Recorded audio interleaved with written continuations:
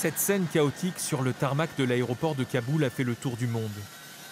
Des Afghans désespérés tentent de quitter le pays pour fuir les talibans.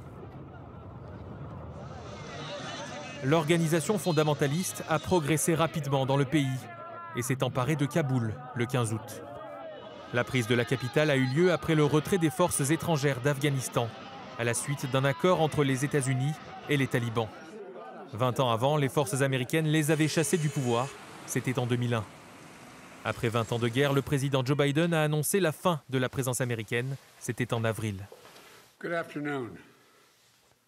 J'ai conclu qu'il était temps de mettre fin à la plus longue guerre de l'Amérique. Il est temps que les troupes américaines rentrent à la maison.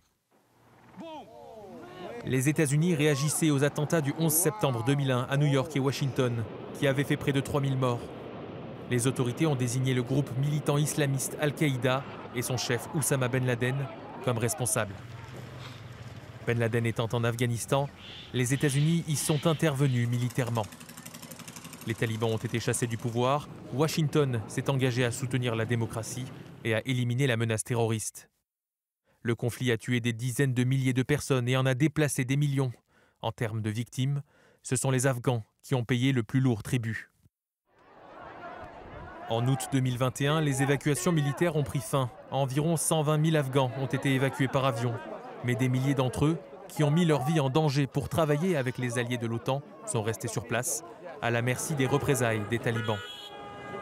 De Berlin à Ottawa, beaucoup se demandent pourquoi ces opérations d'évacuation n'ont pas été entreprises plus tôt. Au milieu du chaos de l'aéroport, un kamikaze de l'organisation État islamique a perpétré une attaque terroriste le 28 août, tuant des dizaines de personnes, dont 13 membres des services américains. Maintenant que l'Afghanistan est à nouveau dirigé par les talibans, les femmes sont confrontées à un avenir incertain.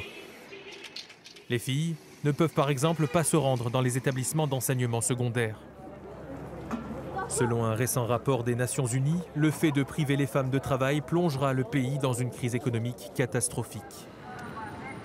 Privé de l'aide internationale, l'Afghanistan, qui est déjà l'un des pays les plus pauvres du monde, est confronté à une crise humanitaire majeure.